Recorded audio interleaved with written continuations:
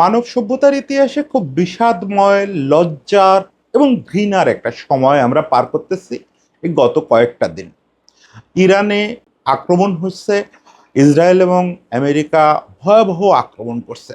আক্রমণ করে ইরানের supreme leader Ayatollah Ali Khamenei এবং তার পরিবারের সদস্যদের সহ 40 জন উচ্চপদস্থ কর্মকর্তাকে মেরে ফেলছে। মানে এর যে বীভৎস ঘটনা আজকে অবশ্যই কল্পনা করাও কঠিন। যদিও কল্পনা করা কঠিন বলি কেন, এই তো কদিন আগে ভেনেজুয়েলা থেকে তাদের নির্বাচিত প্রেসিডেন্ট নিকোলাই মাদুরাকে কিডন্যাপ করে নিয়ে আসলো আমেরিকানরা। আমরা তো এই দৃশ্য দেখতেছি, মুয়াম্মার আল গাদ্দাফির মতো নেতা তাকে তার দেশে ঢুকে মেরে ফেলা হলো। সাদ্দাম হোসেনের মতো নেতা তাকে তার দেশে ঢুকে মেরে ফেলা হলো।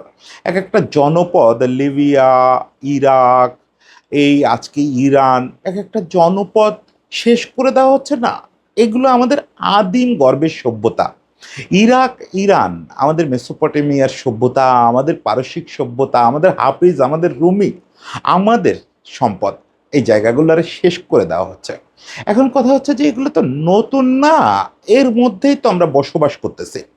আমি গত কিছুদিন ধরে নানা কন্টেন্টে, নানা আড্ডায়, সব জায়গায় বলি যে আমরা ভার্চুয়ালি তৃতীয় বিশ্বযুদ্ধের মধ্যেই আছি। বরং আমি একটু দেখতে গিয়ে দেখলাম, অনুভব করলাম যে আমরা আসলে প্রথম দুটো বিশ্বযুদ্ধের চেয়ে ভয়াবহ একটা পিরিয়ড পার করতেছি। মানব ইতিহাসের সবচেয়ে নৃশংস এবং মানবতা বর্জিত একটা সময় পাস করতেছি, যখন সামান্য জবাবদিহিতা, চক্ষু লজ্জা, ভদ্রতা, নিয়মকানুন, আন্তর্জাতিক আইন কোনো কিছুর আর বালাই নেই। একটা ইউনিপোলার পৃথিবী, যেখানে একটা পক্ষ যা খুশি তাই করতেছে, যা খুশি তাই করতেছে। তো এইগুলো ভাবতে গিয়ে না, এমনিতে তো এইগুলোর পলিটিক্যাল ইকুয়েশন, গ্লোবাল পলিটিক্স, এগুলো আপনারা বোঝেনি। এগুলো নিয়ে আর আমি নতুন কি বলবো। আমার একটা জিনিস মনে হচ্ছিল যে এই যে সভ্যতা আমরা পাইলাম, যে সভ্যতা আমাদেরকে এই আমানবিক এরকম একটা বিপর্যয়ের মধ্যে ঠেলে দিল, আমাদেরকে অমানবিক করে তুললো, যে সভ্যতায় আমরা গাজায় হাজার হাজার শিশুকে অভুক্ত অবস্থায় মরতে দেখি, যে সভ্যতায় আমরা একের পর এক সভ্যতার নিদর্শন শেষ করে দিতে পারি শুধুমাত্র রাজনৈতিক দখলবাজির কারণে, এই সভ্যতার কি আসলে তেমন কোনো অর্থ আছে? এই সভ্যতা পাইতে আমাদের যে বিনিময় মূল্যটা চুকাতে হলো, সেই মেফিস্টোফেলিসের কাছে যেরকম আত্মা বিক্রি করে দিচ্ছিলেন ডক্টর ফাউস্ট, সেরকমই তো হলো। আমাদের পুরো সভ্যতা, আমাদের আত্মাটা আমরা শয়তানের কাছে বিক্রি করে দিচ্ছি, সেটার বিনিময়ে আমরা এই সভ্যতা পেলাম। আজকে আমি আসলে, হয়তো কারো কারো দ্বিমত থাকতে পারে, কারো কারো অন্য মত থাকতে পারে, আমি আসলে আমাদের এই সভ্যতা নিয়ে একটু কথা বলতে চাই যে এই সভ্যতার অর্থ কি, এই সভ্যতা, এই ফাউস্টীয় সভ্যতা, এটার অর্থটা কি।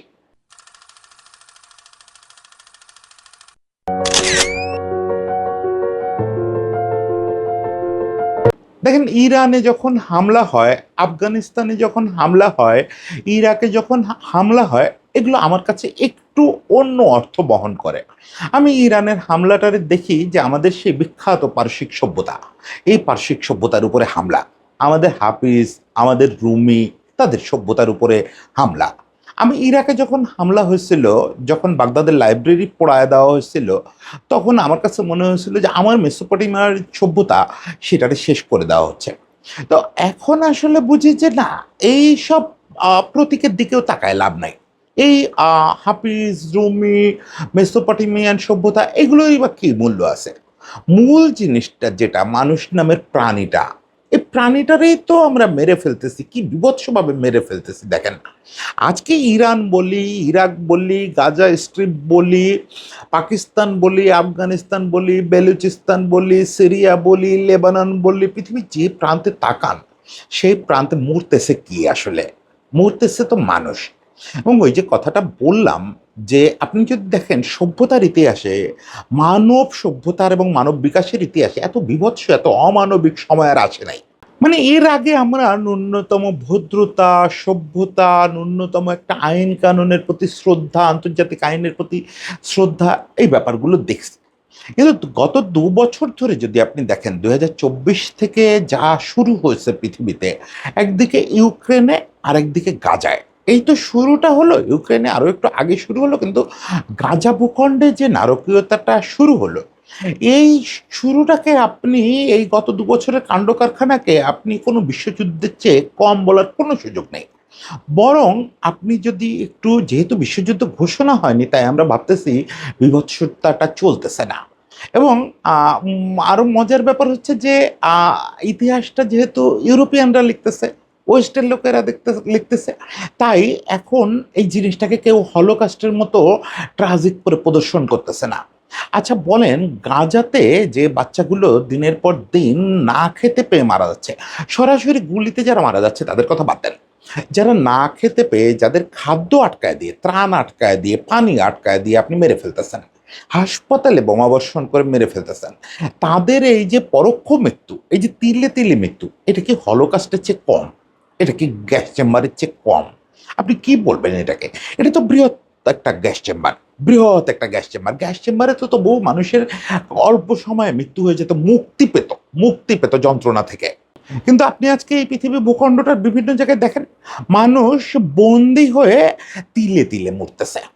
প্রত্যক্ষ মৃত্যু আপনি বলবেন যে বিশ্বযুদ্ধের চেয়ে হয়তো কম, তাও প্রথম বিশ্বযুদ্ধের সংখ্যারে ছাড়াই গেছে, দ্বিতীয় বিশ্বযুদ্ধের সংখ্যারেও খুব দ্রুত দেখবেন ছুঁয়ে ফেলছে। এই তো গতকালকে আমি যখন এই কন্টেন্টের শুটিং করি তখন পর্যন্ত ইরাকে শুধুমাত্র একটা স্কুলে ২০০-র কাছাকাছি বাচ্চা মারা গেছে। ইরাকে না, ইরানে। আচ্ছা বলেন, এটা সহ্য করা যায়? পৃথিবীতে এর আগে কখনো কোনো যুদ্ধে আপনি শুনছেন যে একটা স্কুলে মিসাইল মেরে ২০০ শতাধিক বাচ্চা মেরে ফেলা হয়েছে? এর আগে হয়েছে এটা? মৃত্যুতেও খুব দ্রুত দেখবেন দ্বিতীয় বিশ্বযুদ্ধকে আমরা স্পর্শ করে ফেলছি।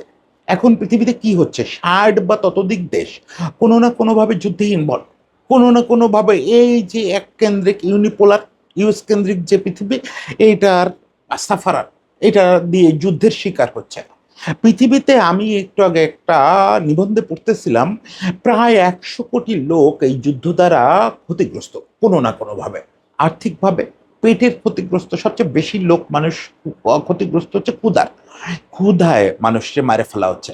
ওই যে বললাম প্রত্যক্ষ মৃত্যু হয়তো কম, কিন্তু একজন মরলেও তো আসলে সেটা ভয়াবহ ব্যাপার। কিন্তু সবচেয়ে বীভৎস হচ্ছে যে পরোক্ষ মৃত্যুটা, যে সংখ্যাটা জাতিসংঘের স্বীকৃত পেপারগুলোতে আসতেছে না, ওয়েস্টের মিডিয়ায় আসতেছে না, এই যে ধুকে ধুকে মরা মানুষের সংখ্যা, মানে আপনি খাবার, জল সব আটকায় রেখে মানুষ মারতেছেন। এই হচ্ছে সভ্যতা, এই হচ্ছে আপনার সভ্যতা। আজকে ইরানে হামলা করলেন কেন? কি যুক্তি? যুক্তি হচ্ছে যে ইরানে অপশাসন চলতেছে। আমি ধরে নিলাম যে মহান নেতা আয়াতুল্লাহ আলী খমেনির শাসন খারাপ ছিল। আচ্ছা, এটা বিচারের ভার আপনাকে কে দিল? আপনি কে? আপনি কোথাকার কোন মোড়ল রে ভাই? আপনি কেন ইরানি জনগণের ভাগ্য নির্ধারণ করতে যান? আপনি কেন ইরাকি জনগণের ভাগ্য নির্ধারণ করতে যান? এই দায়িত্ব তো আপনাকে পৃথিবীতে কেউ দেয় নাই, স্রষ্টাও দেয় নাই। ইরানি জনগণের ভাগ্য নির্ধারণের দায়িত্ব তাদের। যদি তারা আপনাদের ওই সো কল্ড খারাপ শাসনটাকে ভালো মনে করে, আজকে ইরানের জনগণ রাস্তায় নেমে আয়াতুল্লাহ আলী খমেনির জন্য কাঁদতেছে, চিৎকার করে কাঁদতেছে। তারা তাদের মহান নেতাকে হারায় ব্যথিত। তারা তো তাদের ওই নেতাকে খারাপ মনে করতেছে না, ওই শাসনকে খারাপ মনে করতেছে না।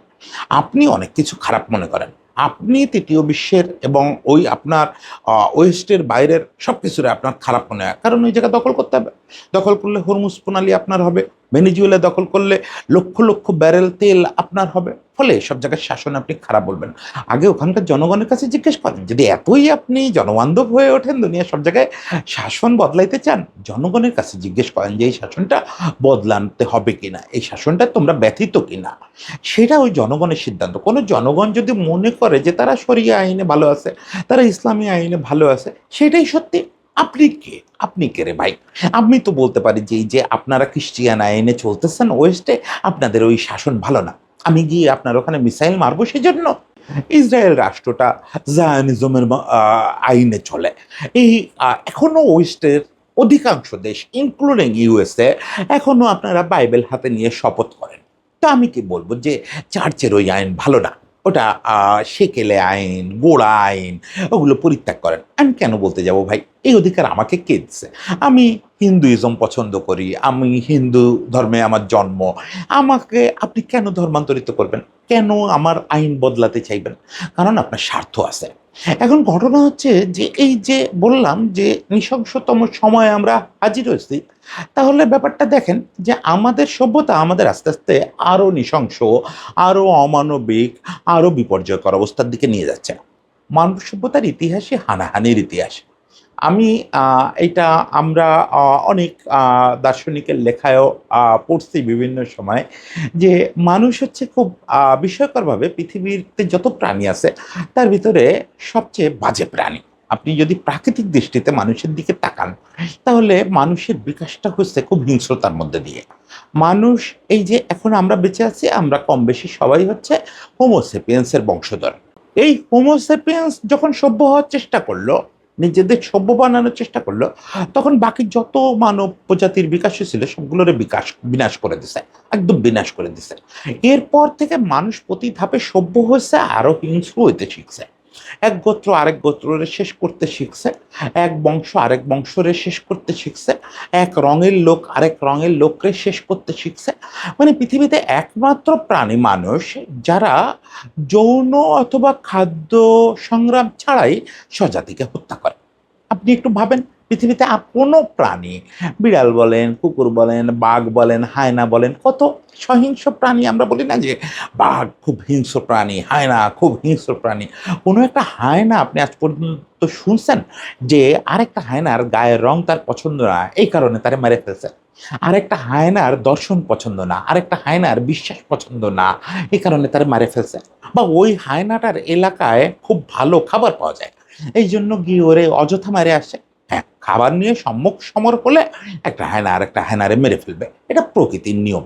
যে খাবার নিয়ে এবং যৌনতা নিয়ে সংঘর্ষ হলে একটা প্রাণী স্বজাতিকে হত্যা করে, এটা প্রকৃতির নিয়ম। বাকিটুকু তো মানুষ নিজে নিজে হিংস্রতা বানাইছে। এই যে সভ্যতার বিকাশ হয়েছে, সভ্যতা আগাচ্ছে আর হিংস্র হচ্ছে, আগাচ্ছে আর হিংস্র হচ্ছে। কেমন জানো প্রতিদিন আমরা এই মানবিক বিপর্যয়ের দামে সভ্যতা কিনতেছি। আমি সভ্যতাকে অস্বীকার করতে বলতেছি না যে না, আমরা এই যে সিভিলাইজেশন পাইছি এটা ত্যাগ করে আসেন চলে সবাই বনে চলে যাই। সভ্যতা তো আমাদের অনেক কিছু দিছে। এক চিকিৎসা বিজ্ঞানের যে উৎকর্ষ সাধন হচ্ছে, এখন চিকিৎসা বিজ্ঞানের কল্যাণে মানুষের গড় আয়ু বেড়ে গেছে, শিশু মৃত্যু হার কমে গেছে সারা পৃথিবীতে, কিন্তু লাভটা কি হয়েছে রে ভাই? হ্যাঁ, আরো অনেক কিছু হয়েছে। এসিতে বসে কথা বলা যায়, ফ্যান ঘোরে, বিদ্যুৎ, কম্পিউটার, কত কি এআই ফেআই, কত কি আবিষ্কার হয়ে গেছে। মানুষ চাঁদ মঙ্গল গ্রহ করতেছে। লাভ কি হচ্ছে? লাভ কি হচ্ছে? এই আয়ু বাড়ায় লাভ কি হচ্ছে? সেই আয়ুটাকে যদি আপনি বাঁচতেই না দেন, আয়ু বাড়ানোটা যদি শুধু আপনারই কাজে লাগে, বাকি পৃথিবীর যদি ওই আয়ুতে অধিকার না থাকে, ওই আয়ু বাড়ায় লাভটা কি হচ্ছে? আপনি আয়ু বাড়াচ্ছেন, বিনিময়ে পৃথিবীর বেশিরভাগ মানুষের আয়ুকে অনিশ্চিত করে দিচ্ছেন। আপনার সভ্যতা আপনাকে অল্প কিছু লোককে নিশ্চয়তা দিচ্ছে, অল্প কিছু লোককে বিলাসী বানাচ্ছে, বাকিদেরকে আপনি প্রান্তিক করে দিচ্ছেন, ডিহিউম্যানাইজেশন করতেছেন, আদারাইজেশন করতেছেন। তাদের জীবনের আর কোনো মূল্য নেই। হ্যাঁ, মূল্য আছে, ওই যে তাদের জীবনের মূল্যে আমরা সভ্যতা কিনতেছি। মানে এই সভ্যতার দিকে আমি যখন ফিরে তাকাই তখন আমার কাছে একটা জিনিস বারবার মনে হয়। আপনারা ওই যে ডক্টর ফাউস্টের ওই উপকথাটা তো জানেন যে ডক্টর ফাউস্ট মেফিস্টোফেলিস মানে শয়তানের সঙ্গে তার চুক্তি হলো যে মেফিস্টোফেলিস তাকে 24 বছর পৃথিবীর সমস্ত জ্ঞান, সবচেয়ে দুর্লভ জ্ঞান দেবে। তার বিনিময়ে 24 বছর পরে তার আত্মা মেফিস্টোফেলিস মানে শয়তানের কাছে বন্ধক চলে যাবে, নরকে শয়তানের সঙ্গে থাকতে হবে। ডক্টর ফাউস্ট সেটা মেনে নিলেন। আমার এই পুরো সভ্যতাটাকে ওই ডক্টর ফাউস্টের চক্রে বন্দি মনে হয়, যে আমরা আসলে ফাউস্টের মতো একটা চুক্তি করে ফেলেছি নিজেদের অজান্তে। এই যে সভ্য হইতে গিয়ে এইসব সুযোগ সুবিধা পাইতে গিয়ে আমরা আমাদের আত্মা বন্ধক দিয়ে দিচ্ছি। তা না হইলে যদি আমাদের আত্মা বন্ধকই না থাকে, যদি আমাদের আত্মা শয়তানের হাতে না থাকে, তাহলে আজকে এই রকম আমরা কিভাবে করতেছি, কিভাবে আমরা স্বজাতি নিধনের জন্য পরিকল্পনা করতেছি? আজকে বিজ্ঞানের যতটা উৎকর্ষ সাধিত হচ্ছে তার ম্যাক্সিমামটা ইউজ হচ্ছে কিভাবে অন্যকে শেষ করে দেওয়া যায়, অন্যকে শেষ করে দেওয়া যায়, নির্মূল করে দেওয়া যায়। ভিন্ন মতাবলম্বী, ভিন্ন মতাদর্শী, ভিন্ন বর্ণ, ভিন্ন গোত্রের মানুষকে শেষ করে দিতে হবে। আজকে দেখেন, আর্টিফিশিয়াল ইন্টেলিজেন্সের আমি মহাভক্ত। আমি বয়সে একটু প্রবীণ গোত্রেরই হয়ে গেছি, তারপরেও আমি আর্টিফিশিয়াল ইন্টেলিজেন্স খুব ভক্ত মানুষ, এটা নানা ইউজ করার চেষ্টা করি। আজকে পৃথিবীর সব এআই কোম্পানি, একটা মাত্র কোম্পানি বিদ্রোহ করছে, বাকি সব এআই কোম্পানির আর্টিফিশিয়াল ইন্টেলিজেন্সকে এই যুদ্ধে ব্যবহার করা হচ্ছে। এই আর্টিফিশিয়াল ইন্টেলিজেন্স ইউজ করে অটোমেটেড সিস্টেমে ইরানিদের উপরে হামলা করা হচ্ছে। যে প্রতিষ্ঠানটা বিরোধিতা করছে তারা বলছে যে আর্টিফিশিয়াল ইন্টেলিজেন্স তো ওইভাবে শত্রু মিত্র চিহ্নিত করতে পারবে না, সশস্ত্র মানুষ নিরস্ত্র মানুষ চিহ্নিত করতে পারবে না, তারা তো নির্বিচারে মানুষ মারার ব্যবস্থা করবে, ফলে এইটার সঙ্গে আমরা ইনভলভ হতে চাই না। কিন্তু ইউএস বলতেছে যে না, আমাকে তোমার সাপোর্ট দিতে হবে। অলরেডি স্যাম অল্টম্যান, যিনি চ্যাট জিপিটি মানে ওপেন এআইয়ের প্রতিষ্ঠাতা এবং মালিক, তিনি অলরেডি তার প্রযুক্তি পুরোটা ইউএস ওয়ার ডিপার্টমেন্টে ইউজ করতে দিচ্ছেন। মানে এখন পর্যন্ত প্রযুক্তির যে সর্বোচ্চ উৎকর্ষটা হয়েছে সেটা ব্যবহার হচ্ছে মানুষ মারতে, সেটা মানুষ মারতে ব্যবহার হচ্ছে। ওই যে বললাম, সভ্যতা ভব্যতার বালাইটুকুও নাই। আমরা দ্বিতীয় বিশ্বযুদ্ধে কি দেখছি, যে একজন মানুষ যখন একটা স্কুলে গিয়ে আশ্রয় নিচ্ছে, ওই স্কুল চলা অবস্থায় ওখানে হামলা চলে নাই। যখন হাসপাতালে মানুষ গেছে, হাসপাতালে সাদা পতাকা উঠছে, রেড ক্রস বা রেড ক্রিসেন্টের সাইনওয়ালা, ওখানে কেউ বোমা ফেলে নাই। জেলখানায় কেউ বোমা ফেলে নাই। আজকে আপনি দেখেন এই ইয়েতে গাজাতে বেছে বেছে সবগুলো হাসপাতালে আক্রমণ করা হয়েছে, মিসাইল মারা হয়েছে, হাসপাতাল গুড়ায় দেওয়া হয়েছে। হাসপাতালে চিকিৎসাধীন বাচ্চারা, চিকিৎসাধীন মানুষ নৃশংসভাবে মারা গেছে। কি অজুহাতে? যে হাসপাতালের নিচে হয়তো পাইপলাইন আছে, ওই পাইপলাইনের মধ্যে আহ, সশস্ত্র বাহিনী লুকায় থাকে, সেগুলো কিছু আবিষ্কার করতে পারে নাই। অনেক টানেলের গল্প শুনাইছে আমাদের, শুনায় হাসপাতালগুলো গোড়ায় দিছে। আলটিমেটলি যদি টানেলই থাকতো সেগুলো তো উদ্ধার হতো, হয় নাই। ইরাকে তো একই গল্প। ইরাক জীবাণু বোমা বানাচ্ছে, সাদ্দাম হোসেন জীবাণু বোমা বানাচ্ছে, অমুক তমুক বলে সাদ্দাম হোসেনের মতো একজন জনপ্রিয় নেতাকে মেরে ফেলা হলো, ইরাকটারে শেষ করে দেওয়া হলো। তারপরে ওখানে একটা সশস্ত্র গোষ্ঠীর উত্থান ঘটালো তারা পরিকল্পনা করে। সেই ইরাকে সাদ্দাম হোসেনরে মেরে দেওয়ার পরে ওই যে সমস্ত সভ্যতাটারে শেষ করে দেওয়া হলো। পাওয়া গেছে ওখানে কোনো রাসায়নিক বোমা পাওয়া গেছে? ব্রিটেন পরে তাদের ইয়েতে পর্যন্ত, সংসদে পর্যন্ত স্বীকার করছে যে মহাভুল ছিল, এটা ভুল তথ্য ছিল, আসলে কোনো রাসায়নিক বোমা ছিল না। আজকে ইরানে আপনি আক্রমণ চালাচ্ছেন কেন? ওদের পারমাণবিক বোমা আছে। আচ্ছা, যদি পারমাণবিক বোমা থাকতো এতক্ষণ আপনারা টিকতে পারতেন? পারমাণবিক বোমা অ্যাটলিস্ট নিউ ইয়র্কে ফেলতে না পারে, তেল আবিবে তো ফেলতে পারতো, কিন্তু নাই, আসলে নাই। ইরান তো জ্ঞানীদের জায়গা, ইরানের মানুষটা জ্ঞানী, সারা পৃথিবীর জ্ঞানের ভান্ডার ইরান। ফলে তারা পারমাণবিক গবেষণা করে পারমাণবিক শক্তির জন্য। সেই শক্তির আধারটাও আপনারা সম্প্রতি ওই যে কি এক বিশাল বিমান, নাম ভুলে গেছি, সেটা দিয়ে বোম্বিং করে শেষ করে দিয়েছেন। আর কি যুক্তি থাকতে পারে, আর কি যুক্তি থাকতে পারে এই অসহায় মানুষগুলোরে মারে ফেলার? এই মানুষগুলোরে মারে ফেলার কি যুক্তি থাকতে পারে? আয়াতুল্লাহ আল খামেনি কি আপনাদের সঙ্গে কোনোভাবে কোনো যুদ্ধে জড়াতে চাইছেন? আগ বাড়ায় কোথাও একটা পটকাও ফুটাইছেন? ফুটান নাই তো। এই যে অ্যারাবিয়ান কান্ট্রিগুলো আজকে আমেরিকার সাপোর্ট দিচ্ছে, এই তো আরেক দুঃখের কথা। যে দেখেন, ইউনিপোলার পৃথিবীর সমস্যাটা কি? আগে আমরা দেখছি, আমি কোনো যুদ্ধেরই ভালো বলতেছি না, কিন্তু অ্যাটলিস্ট আগের যুদ্ধগুলোতে দুটো পক্ষ ছিল, তো ওই পক্ষের একটা ভয় ছিল যে অমানবিকতা করলে যুদ্ধাপরাধ বলে আমরা ধরে নিয়ে যাইতে পারে। কিন্তু এখন দেখেন, চীন আর রাশিয়া তাই এদের মিত্র, এই রাশিয়ার মিত্র, ফিলিস্তিনের মিত্র, কিন্তু যখন এদের উপরে এই অমানবিক আক্রমণ হয় তখন মুখে নিন্দা জানানো ছাড়া কেউ কিছু করে না। চীন আর রাশিয়ার মতো দুটো সুপার পাওয়ার, কি একটা ফালতু ব্যাপার। আবার এই জায়গাগুলো তো অ্যারাবিয়ান, আরব, পারস্য, এই তো ভাই ভাই সব। আজকে অ্যারাবিয়ান কান্ট্রিগুলো তাদের জায়গা ইউজ করে ওই ইরানে আক্রমণ করতে দিচ্ছে, তাদের সব জায়গায় জায়গায় মার্কিন ঘাঁটি বসায় রাখছে। আজকে দেখলাম একটা নিউজে সৌদি আরব নাকি ইয়ে করছে, আমেরিকারে ইরানে আক্রমণ করতে উদ্বুদ্ধ করছে। আমি জানি না এটা সত্যি কি না, সত্যি হোক বা না হোক, অ্যারাবিয়ান কান্ট্রিগুলোতে কেউ ইরানরে সাপোর্ট দিচ্ছে না। ওকে, ইরান ভিন্ন মতাবলম্বী, এই গাজারে সাপোর্ট দিচ্ছে, ফিলিস্তিনরে সাপোর্ট দিচ্ছে না।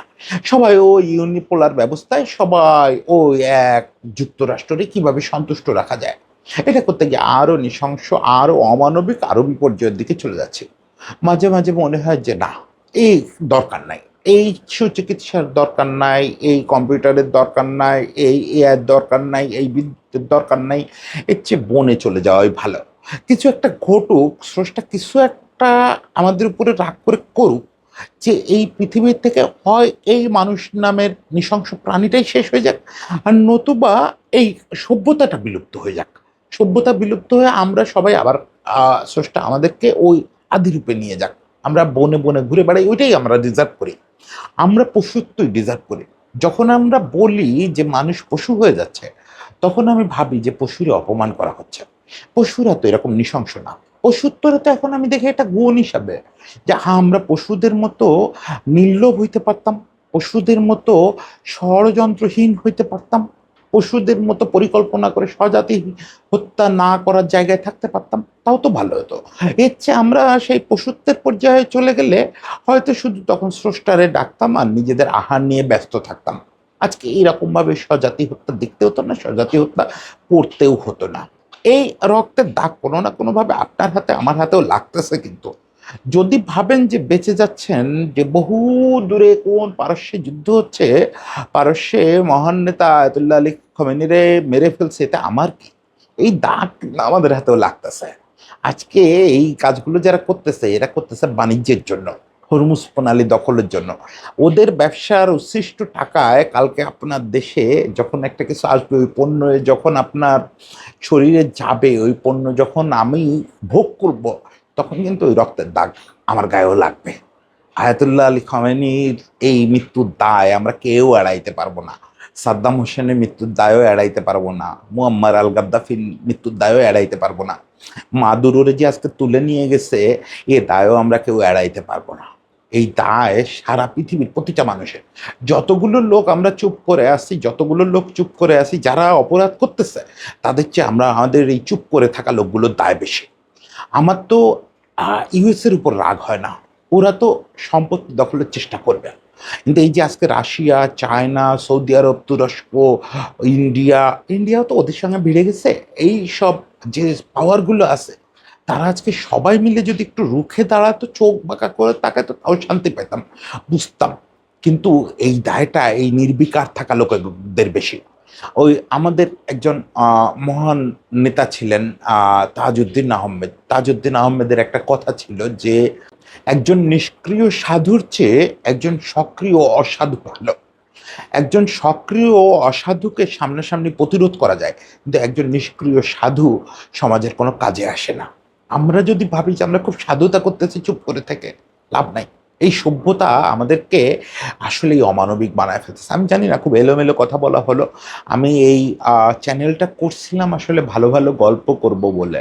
একবার ভাবছিলাম চ্যানেলটার নাম দেবো ইস্ক, যে নানা রকম গান, সিনেমা, ভালো গল্প, প্রাণীদের গল্প, এইগুলো করব।